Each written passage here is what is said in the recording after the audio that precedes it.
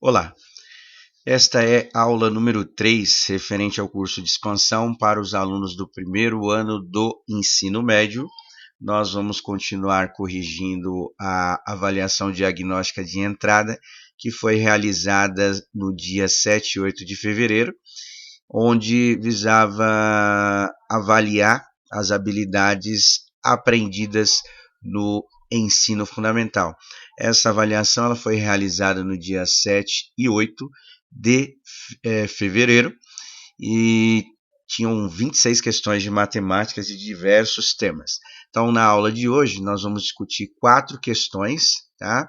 E aí, nessas questões, nós vamos fazer igual a gente estava fazendo anteriormente, que é revisitar alguns temas do ensino fundamental, para vocês relembrarem e fazer a correção da questão, tá? O primeiro tema, que tem a ver com a questão 8, é uma habilidade do oitavo ano. Nós vamos estudá-lo também nas aulas presenciais, porque alguns temas do ensino fundamental acabam voltando no ensino médio, e os exercícios geralmente são um pouquinho mais elaborados, mas os temas são iguais. Então, provavelmente alguns de vocês já sabem como fazer, só precisa ver aí na questão se vocês fizeram de forma assertiva ou não, tá? Bom, então a habilidade do oitavo ano diz o seguinte, ó, obter valores de medida de tendência central, né? Então tem alguma coisa a ver com meio, né? Com alguma coisa assim que está no meio aí. De uma pesquisa estatística. Então são 3 situações da matemática que analisa isso, que é a média. A média são 2 tipos que tem, tá? A gente vai dar uma lembrada nos dois, na questão pedir um dos temas, né? E a moda e a mediana.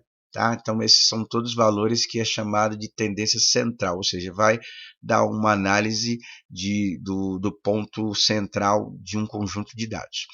Com a compreensão dos seus significados e relacioná-los com a dispersão de dados. Essa parte de dispersão, por hora, nós não vamos estudar, mas nas aulas presenciais nós vamos retomar, né, um dos temas que analisa a dispersão de dados, ou seja, qual os alunos, ó, os dados estão aleatórios, um dos temas da matemática é chamado de desvio padrão, tá? Que ele visa analisar a regularidade dos dados de um conjunto de dados.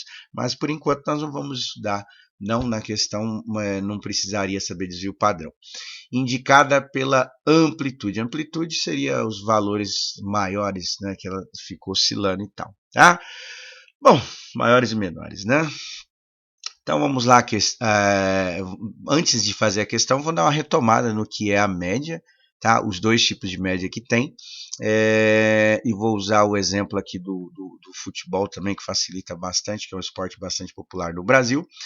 E aí nós vamos ver a média aritmética simples, né, que é chamada, e nesse caso aqui, todos os valores do conjunto de dados ele tem a mesma importância, ou seja, um gol é uma bola na caixinha, é um ponto para um time, certo? Então, eles têm a mesma importância. Ah, mas o time marcou os 45 do segundo tempo e deu o campeonato, esse gol é importante. No futebol, né, no esporte é importante, mas matematicamente falando, na frieza dos números, é um gol e que vai dar a vitória e tal. Tá? Então aqui no caso aqui do time do futebol, ele ter marcado um gol no primeiro ou no último jogo no campeonato, tanto faz, é um gol, tem a mesma importância. Tá? Um time de futebol marcou 3, 1, 5 e 2 gols em 4 jogos dos campeonatos. Então, tem a mesma importância marcar no primeiro, segundo, terceiro ou quarto, tá? Calcule a média de gols por jogo. Então, ou seja, quanto mais ou menos essa equipe fez nos 4 jogos iniciais, tá bom? Então, como que se calcula a média aritmética, tá? Que são 2 tipos aí. Nós vamos primeiro pegar o número de gols que esse time fez, tá, nos 4 jogos, ou seja, vai ser 3 mais 1 mais 5 e mais 2, certo? Nos 4 jogos.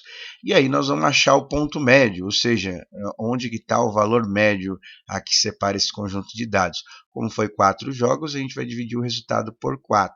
Tá? Então nós vamos fazer a soma aqui, dá até para fazer de cabeça, né? 3 mais 1, 4. 4 mais 5, 9. 9 mais 2 costuma dar 11. Então marcou 11 gols em 4 jogos. Então a gente dividindo aqui o resultado por 4, a gente vai achar o número de gols que esse time tem por jogo. Então aqui vai ser 4 vezes 2, que dá 8, sobra 3, certo? Acrescenta a vírgula e o zero a essas divisões a gente já discutiu em sala de aula. Vai ser 4 vezes 7. 4 vezes 7 dá 28, sobra 2 aqui, acrescento o zero para ficar maior. E aí nós temos o 5, né? E aí sobra 0, tá? Então, aqui a média vai ser 2,75 gols por jogos, né? Aí o pessoal pode até falar assim, né? Ah, não tem como marcar 2,75. Aqui é a média, né? Se a gente organizar os dados aí em ordem crescente, fica 1, 2, 3 e 5. Então, esse 2,75 está no meio. Ele separa o conjunto de dados em valores antes e depois da média, tá? Então, tem mais ou menos o desempenho por jogo. Então, a equipe faz quase 3 gols por jogo. Tudo bem? Continuando aqui agora, a gente sempre pega exemplos de nota para falar sobre esses conceitos de média e tal aqui, porque é fácil de compreender. Agora tem a média ponderada. O que seria a ponderada? A ponderada já é um pouquinho diferente da média aritmética simples, tá? Por quê? Porque a média ponderada ela tem importância diferente no conjunto de dados. Então, a gente geralmente usa a palavra peso para se referir, ou seja, tem uma importância diferente, né? Então, eu peguei um exemplo aqui de notas, né, desempenho escolar, que vocês vão conseguir entender melhor, porque faz parte da vida de vocês aí, né? Calcule a nota média de uma prova realizada por 12 estudantes, que seria bom se a sala tivesse 12 estudantes, né? Cuja as notas estão apresentadas na tabela a seguir. Então aqui está o número de estudantes, certo? 4, 2, 3 e 3, somando tudo dá os 12 que foi apresentado aí no exemplo, e tem as notas. O que a gente percebe? Os estudantes, os 4 estudantes que tiraram 10, eles tiveram um desempenho melhor nessa prova, e significa que essa nota 10 ela tem mais importância em relação às outras notas, que é o 8, 6 e 5. Ou seja, quem tirou 3 numa prova, né, a gente não pode analisar esse dado como se fosse o mesmo que a nota 10. Então, tem importância diferente. E outra coisa para a gente observar, que na maioria dos casos de média ponderada, os valores são apresentados em tabelas. Tá? Então a tabela, a gente fala tabela de dupla entrada, né? Então ela tem duas informações aí. Então, no caso, estudantes e notas, tá? E aí o que acontece? A gente vai ter que fazer o cálculo um pouco diferente. Nós vamos ter que calcular a média, mas não do jeito que a gente estava fazendo, somando tudo e multiplicando pelos números que somou, né? Até porque aqui a gente tem que dividir por 12, porque são 12 estudantes. Então, como que nós vamos fazer? São 4 notas 10, não é? Então, a gente vai pegar o 4 e fazer vezes 10. Eu vou multiplicar pela importância, né? São 4 e 10, aí seria a importância, tá? Vamos dizer assim, o peso, para vocês já acostumando com o nome. 2 vezes 8,5. Então, são 2 estudantes que tiraram 8,5 mais 3 vezes 6 e mais 3 vezes 5, tá? Tudo isso nós vamos dividir por 12, porque são 12 estudantes que a gente tem aí 12 informações, tá? Então, 4 vezes 10 dá 40, 2 vezes 8 dá 16, mais meio aqui, né? Então vai ficar 17, certo? 3 vezes 2 dá 8, né? 3 vezes 6 dá 8, e aqui vai dar 15, tá? Então, vou somar aqui, já para facilitar um pouco, vou fazer até aqui, 40 mais 17 dá 57, 18 mais 15 dá 33, certo? Então, somando aqui, a gente vai encontrar o 10, vai 1 aqui vai dar 90. Então, a soma de todas as notas dá 90. Então, eu fiz aqui o seguinte, eu multipliquei os valores ali pela importância de cada informação, tá?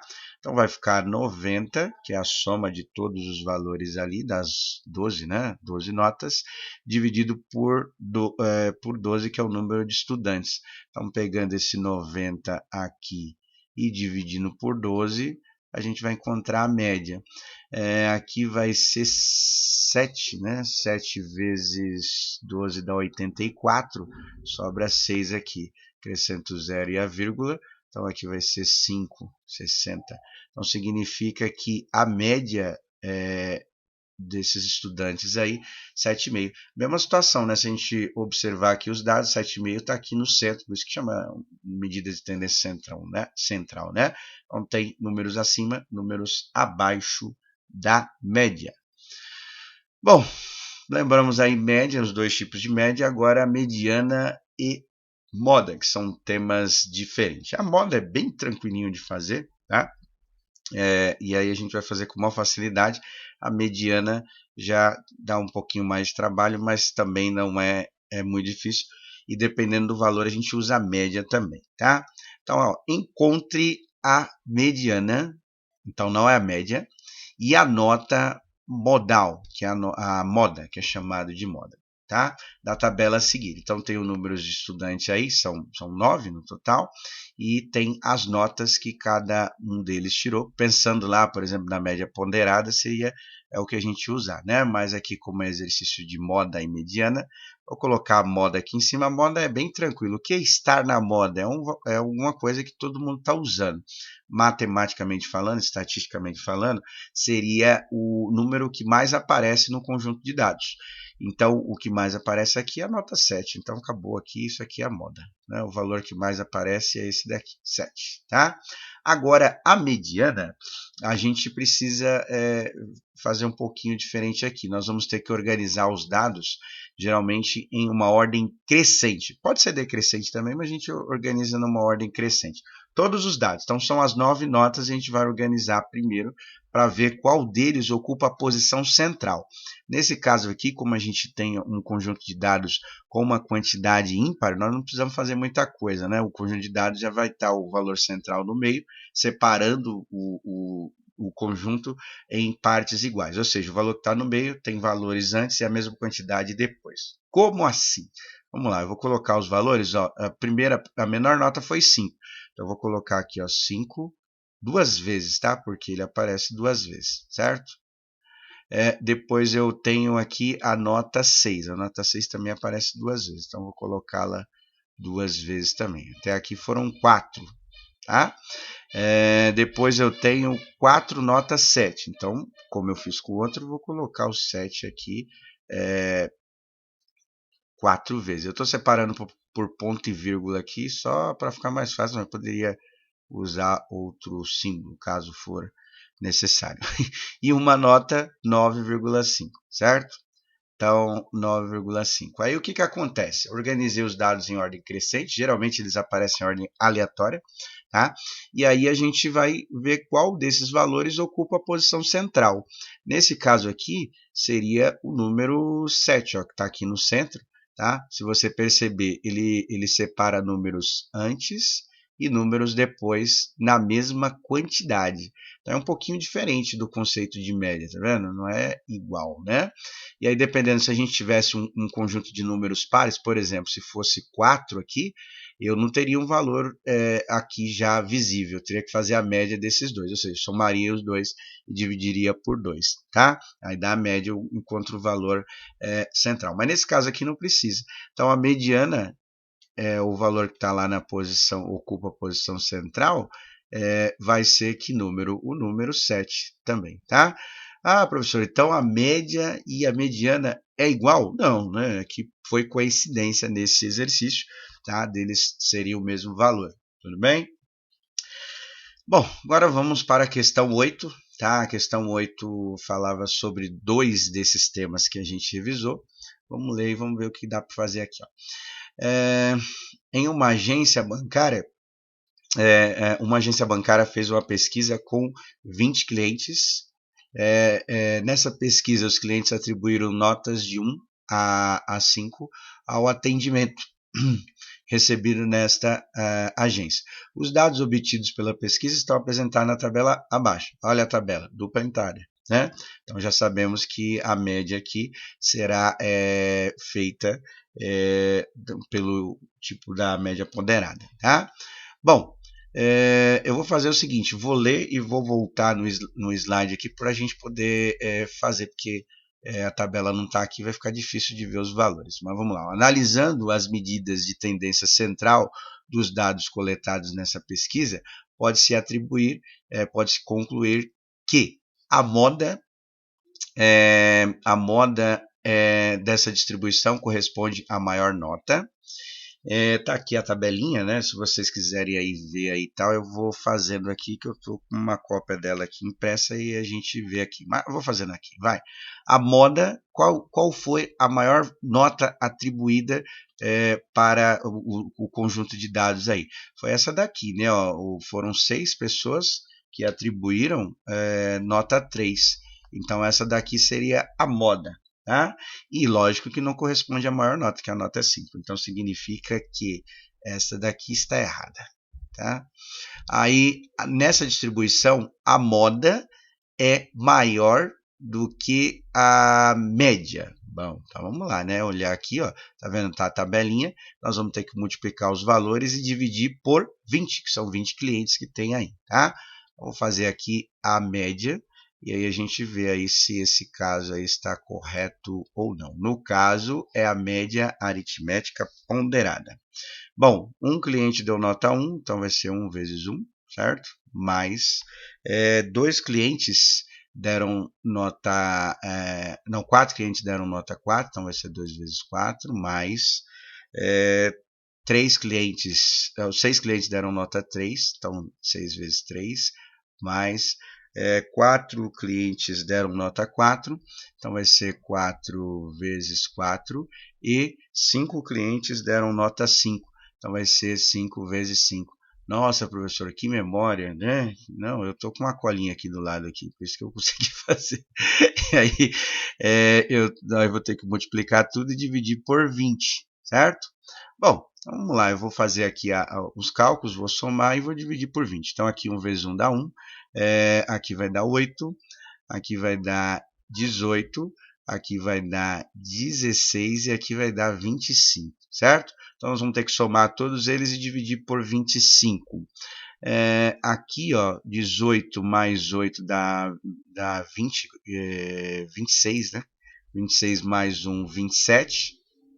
E aqui vai dar 31. Então vai ficar 27 mais 31, certo? 27, não, 27, eu errei aqui alguma coisa. Não, aqui dá, né? Que é 41, né? 41, certo? Somando tudo aqui vai dar 8 mais 6, então vai dar 68, certo? Então aqui dá 41 a soma aqui, que vai 1 aqui. E aí o que nós vamos ter que fazer? Nós vamos ter que pegar esse número aqui e vamos ter que dividir por 20 para dar a média aritmética ponderada, certo? Bom, lembrando lá que a moda é 3, né? Então nós vamos... Falei 3, escrevi 3 aqui. Aí nós vamos dividir aqui por 20, então aqui vai dar 3, né? Que dá 60, sobra 8, acrescenta a vírgula e o 0, e aqui vai dar 4, tá? Então, 0. Ó, essa daqui provavelmente é a correta, porque ele falou a moda, que a moda é 3, é menor que a média, então a média deu 3,4, então provavelmente é certa. Vamos continuar lendo para a gente ver se não cometemos nenhum equívoco. Nesta distribuição, os valores da média e da moda são iguais. É errado, que um deu 3, outro deu 3,4. Os valores coletados constituem uma distribuição multimodal. O que significa isso? Tem várias modas. Naquele caso lá só tem um valor que aparece mais, que é a nota 3, né, que foram atribuídas por 6 clientes. Então, depois de tudo isso, e alguns errinhos também, a gente chegou na alternativa B. Bom, então não é tão difícil, só precisa lembrar os conceitos aí, tá? Próxima, essa daqui já é um pouquinho mais fácil, uma habilidade do quinto ano, hein? Resolver e elaborar situações, problemas de adição, subtração, multiplicação e divisão com números naturais e números racionais. Os números naturais são aqueles números positivos inteiros, e os irracionais entram as frações, né? A questão vai falar mais sobre isso aqui, as frações e os números chamados de números decimais, que possuem casas decimais. Ele vai falar aqui, ó, cuja representação decimal seja finita, ou seja, números que têm fim, utilizando estratégias diversas, como o cálculo por estimativa, cálculo mental e algoritmos. Nós vamos usar essa parte de algoritmo. O algoritmo é o jeito que a gente faz, né, alguma coisa, o método que a gente usa. Por exemplo, a gente usa o algoritmo da divisão, a gente faz por chave, é mais ou menos aquilo, tá? Bom, aí o que está escrito aqui, ó? Questãozinha também, ela é um pouquinho fácil, mas tem que prestar atenção nos detalhes aqui. O Daniel foi a uma loja de materiais de construção comprar alguns produtos. Nesta loja, ele comprou 5 sacos de cimento, 3 pacotes de argamassa, tá? Não vou entrar em detalhes dos produtos. Argamassa para centrar pisos e azulejos, né? E cimento, você já sabe, né? Várias aplicações. Bom, cada cimento custou R$ 25,50 e cada pacote de argamassa custou R$19,90. Como o Daniel tinha um crédito de R$29,90 nesta loja, ele teve o valor descontado, ou seja, ele vai pagar um pouco menos do que o valor total da sua compra. Tá? Daniel efetuou o pagamento dessa compra em 2 parcelas. Então, depois que a gente calcular os preços que ele pagou, a gente vai calcular o preço em 2 parcelas iguais sem acréscimo. Qual foi o valor em reais que cada parcela dessa compra de materiais de construção feita por Daniel? Bom, então vamos lá, vamos calcular primeiro o quanto que ele vai gastar. Então é 25,50, eu vou colocar só o 5 aqui, né? Lembrando que o número após a vírgula não faz muita diferença no cálculo, né? Depois a gente acrescenta, se for o caso. 5 vezes 5 dá 25, vai 2, 5 vezes 5 25 com 2 que subiu vai dar 27, e 5 vezes 2 dá 10 com 2 que subiu, costuma dar 12, certo? E aí acrescenta a vírgula aqui, então dá 127,50. Agora vamos para a argamassa, tá? A argamassa eu vou fazer o cálculo normal, mas daria para a gente fazer assim um cálculo, vamos dizer assim, mais facilitado, pensar em R$20 e descontar 30, né? Porque são 3, então seria 10 centavos de desconto para cada. Mas, geralmente, alguns vão ter dificuldade de fazer desse jeito, o mental. Então, vamos fazer o tradicional mesmo, usando o algoritmo da multiplicação. Então, 3 vezes 9 dá 27, vai 2, 3 vezes 9, 27 de novo, com o que subiu lá vai dar 29, vai 2 de novo, 3 vezes 2 dá 6, com o que subiu vai ser 5. Ó, pensando naquele jeito que eu falei, se cada um aumentando aí 10 centavos, cada um fosse 20, 20 vezes 3 dá 60, como tem desconto de 10 centavos para cada um, tiraria 30 centavos, né? Então ficaria 59,70, mas vamos assim mesmo, né? Agora vamos somar os valores, tá? Então ficaria 127,50 mais 59,70. Aí nós vamos ter a soma aqui. Aqui vai dar 0, aqui vai dar 2, vai 1. Aqui vai dar 17, vai 1. Aqui vai ser 8. 8 e aqui vai ser 1. Então, no total, ele gastou, né, ou o valor da compra foi 187,20. Aí tem que ficar muito atento, se você já for dividir por 2, você vai chegar na alternativa essa daqui, ó, tá? Mas não é isso que é para fazer, né? Então, o que, que nós vamos ter que fazer? Nós vamos ter que calcular o desconto que ele vai ter e depois dividir por 2. Então, vamos lá, 187,20 e ele tem o desconto de 29, né? 29,90, que falou que ele tinha um crédito lá, né? Quer ver, uma questãozinha assim de matemática simples, só que tem que pensar um pouquinho, né? Aqui é a mesma coisa, daria para colocar 30, descontar 30 e depois somar 10, mas vou fazer 10 centavos, né? Mas vou fazer o cálculo normal aqui, velho. Aqui vai ser 0, aqui vai ser 6, 12, aqui vai dar 3. Pegando emprestado de novo, vai dar um pouquinho de trabalho, mas vamos lá, né? Aqui vai dar 16, 9 sobra 7, né? 7, e aqui sobra 5, e aqui sobra 1. Olha lá, outra alternativa que poderia colocar, tá? Porque falta de atenção, né? Porque ainda vai ter que dividir esse preço de compra por 2, né? Porque vai pagar em duas parcelas iguais. Então vamos dividir aqui, né? Então dividido por 2, aqui vai dar 7. Dá para saber ali qual que é, né? Aqui começa com 7. Sobra 1, 7, aqui vai dar 8, que é 16, certo? Sobra 1, 3, depois a gente acrescenta a vírgula aí, né?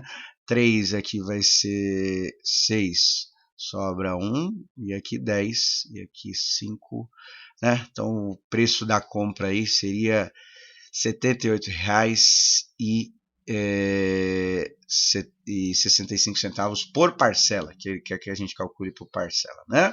Então você vê uma continha aí, né, que está na habilidade aí do currículo de matemática do quinto ano, mas tem que prestar um pouquinho de atenção aí. Eu creio que os alunos do quinto ano conseguem fazer algumas coisas desse tipo aí, tá? Bom, então continuando aqui a questão 10, tá? Uma questãozinha eu achei ela bem complicadinha porque é matemática pura, então tem que prestar bastante atenção na hora de fazer, e é do tipo de questão que tem aquelas de afirmativas 1, 2, 3, 4 e 5, e aí a gente tem que prestar bastante atenção, tem que ler, reler, eliminando alguma coisa. Eu vou mostrar para vocês como geralmente eu faço, e aí vocês veem aí como que vocês compreendem. Compreender as funções é um tema de matemática aqui, que eu já vou explicar para vocês o que é, com relações de dependências inequívocas entre duas variáveis. E as suas representações numéricas, algébricas e gráficas. No caso aqui vai ser uma representação gráfica que nós vamos usar. E utilizar esse conceito para analisar situações que envolvam relações funcionais entre duas variáveis, tá? Então eu vou fazer o seguinte, eu vou dar uma lembrada com vocês rapidamente o que é uma função, tá? No conceito matemático, e o diagrama que vai ter aqui embaixo, que é o que vai usar na questão para a gente poder fazer. Então eu coloquei aqui, ó, 1 litro de água sanitária. Esse exercício antes era usado como gasolina, mas sabe, você vê o preço da gasolina agora, não dá para usar mais, 2,50, né? Entenda a relação entre o preço e a quantidade em litros da compra do produto. Então, o que nós chamamos de matemática de função? Seria justamente um valor que está em função do outro, ou seja, depende do outro. A relação de dependência, igual que está falando de duas variáveis lá, ser relacionado, não é? Então, o que acontece?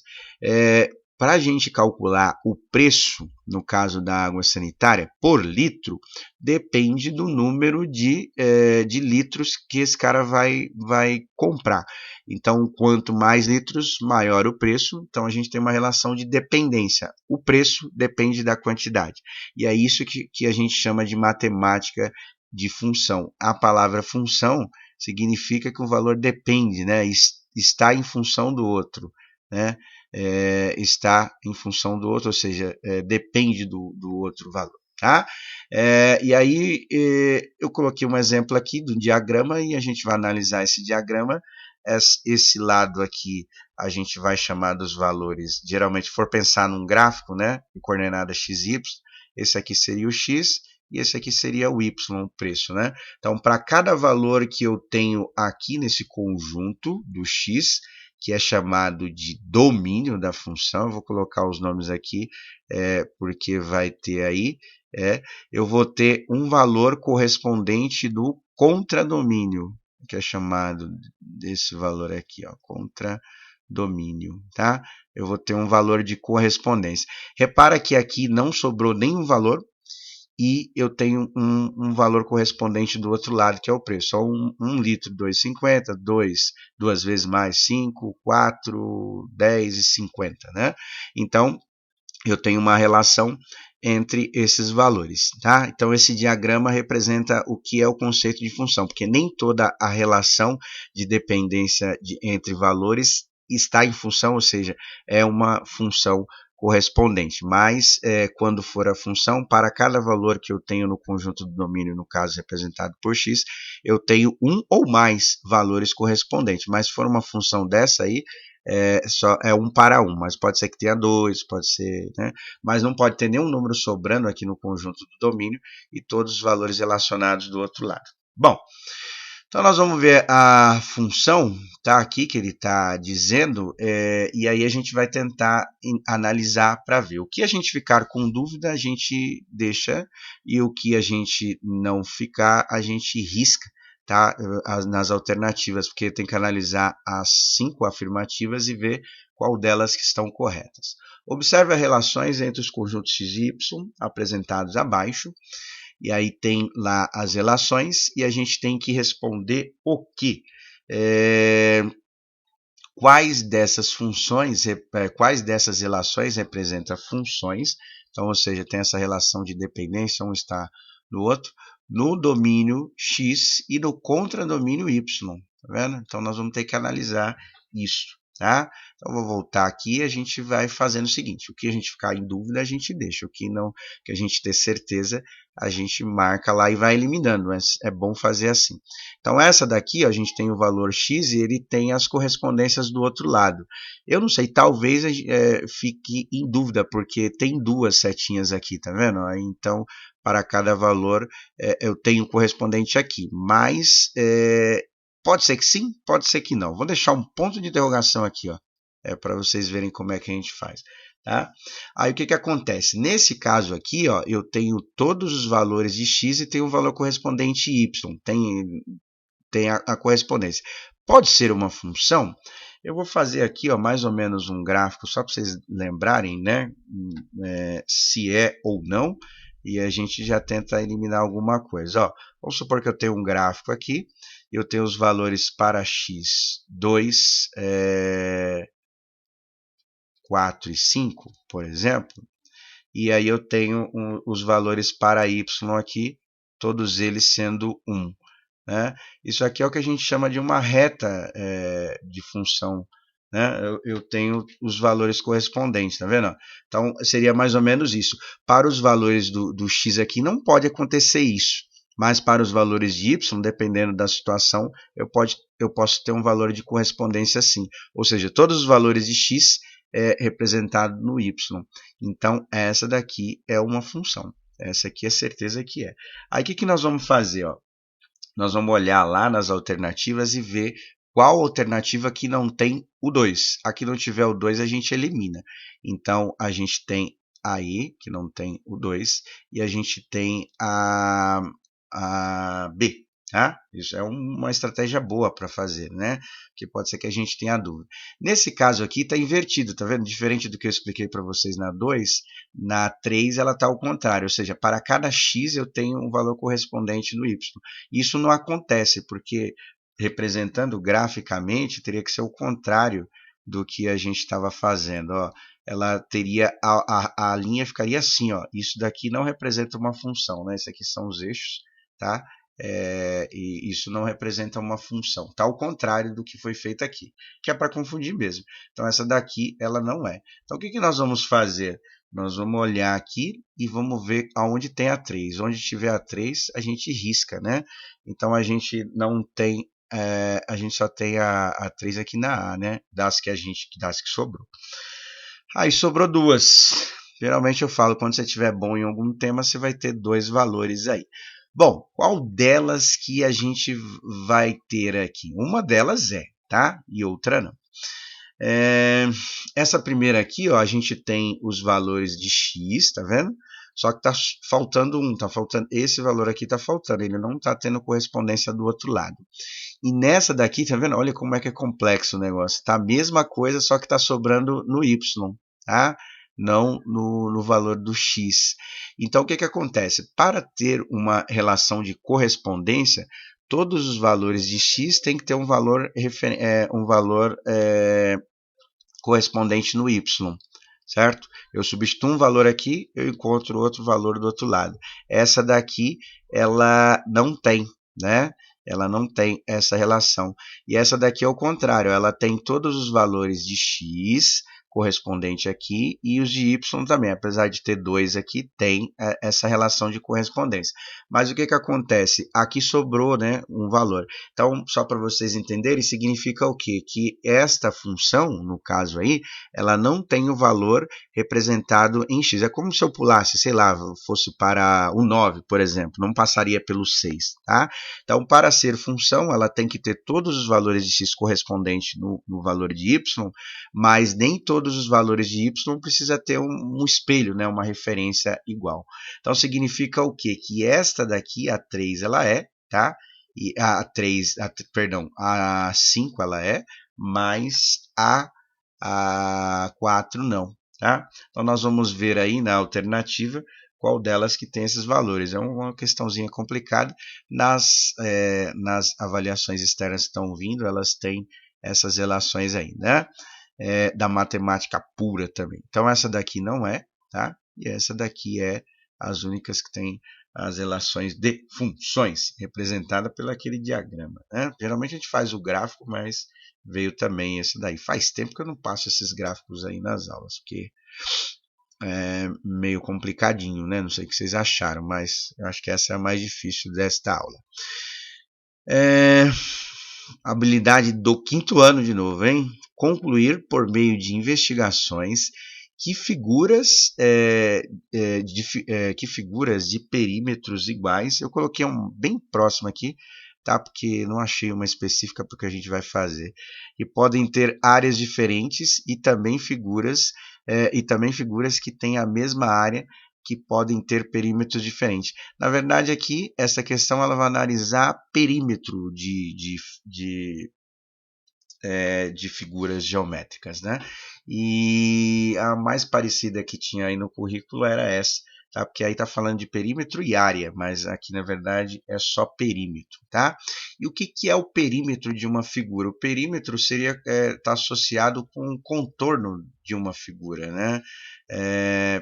Por exemplo, qual é a medida do contorno desta figura? É mais ou menos isso que nós vamos analisar. Deixa eu só arrumar a palavra contorno aqui, que na hora de escrever ficou meia boca, né? Então está analisado o contorno. Alguns exercícios costumam trazer essa ideia em terrenos, enquanto que você gastaria para cercar um terreno, construir um muro em volta de um terreno. Então aí é a ideia do que a gente chama de perímetro em matemática, tá? Aí tem uma questão também um pouquinho teórica, não é problema prático, para a gente fazer a análise do perímetro dentro de um gráfico, né, de um retângulo, está representado num gráfico de uma função aí, né, de uma representação de coordenadas de x e y. E aí, analisando esse gráfico, a gente vai ter que fazer as medidas da lateral para calcular o perímetro. Então, vamos lá. Ó, observe o quadrilátero de vértice, para quem não lembra da palavra vértice, significa ponto, tá? mesma coisa que ponto, sinônimo de ponto, PQRIS, está lá os valores. Destacado incisa no plano cartesiano. Plano cartesiano é o que a gente chama aqui, é os estudos do filósofo René Descartes, que é francês. Ele criou essa representação matemática, apesar de ser filósofo, teve uma contribuição para a matemática também, que é a representação desses gráficos, e aí o cartesiano é homenagem ao nome dele, tá? Então tá aí o gráfico. Qual é a medida em unidade de comprimento? E aí ele colocou essa sigla aqui, ó, o C. O que é o C, professor? Unidade de comprimento, né? Porque ele não colocou medida, não colocou centímetro, não colocou metro, não colocou nada. Do perímetro desse quadrilátero, tá? Então nós vamos ter que achar o perímetro dele. Bom, para achar o perímetro, a gente tem que o contorno, né, a soma dos quatro lados aqui do contorno, a gente tem que entender essa representação gráfica e saber o tamanho dos lados, né? Isso que a gente precisa fazer. Bom, então o que acontece aqui? Ó? A base desse retângulo começa no 3 e vai até o 2 positivo. Tá? Então ele está em deslocamento para a esquerda aqui e uma parte para a direita. Então contando aqui, ó, do menos 3 até chegar no 2, então ó, aqui, ó, 1, 2, 3, 4, 5. Então significa que o lado aqui tem 5. 5 UC, né? Unidade de comprimento. Não fala se é centímetros e tal. Aí aqui a mesma coisa, começa no R, né? A altura que está no ponto 1 e vai até o 4. Então, contando aqui, lembrando que conta só a partir do próximo, né? A gente fala do sucessor. Então, aqui seria aqui 1, 2, 3. Então, significa que ele tem 3 unidades de comprimento de altura. Aí, para calcular o contorno, né, aí é moleza, tá? Eu vou fazer o seguinte, eu vou multiplicar por 2 aquele resultado, tá? Porque fica mais fácil, porque é um retângulo, então vai ser igual a 2 vezes essa medida. Então, ou poderia somar facinho, mas eu escolhi fazer assim. Então, olha só. Então, vou fazer 2 vezes 5 mais 3. Coloquei entre parênteses, porque primeiro a gente vai ter que somar isso aqui para depois multiplicar por 2. Então, vou colocar 2 vezes 8, né? 2 vezes 8, que é igual a 16. É uma maneira só de fazer, tá? Não precisa fazer, obviamente, como eu fiz. Eu só preferi colocar assim, tá? Então, o C, unidade de comprimento, porque não tem a medida, a unidade de medida que foi utilizada para esse exemplo, tá bom? Então, isso tem a ver com a alternativa A. Então, é isso para a aula de hoje. Foi um pouquinho pesado também, né?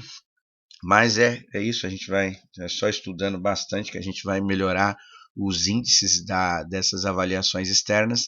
Lembrando que, em uma média geral, aí, eu analisei todos os resultados, a maioria dos alunos ficaram entre 30% de acerto. Então, é bem abaixo do esperado. Teve alguns alunos que conseguiram metade, um pouco mais da metade, ou próximo da metade, mas a gente tem que resgatar essas habilidades aí para não só para as avaliações, mas para a compreensão de mundo também, né? Muitas coisas aí a gente vai aplicar na vida para compreender melhor as situações aí, tá bom? Então é isso, pessoal. Um abraço a todos. Até!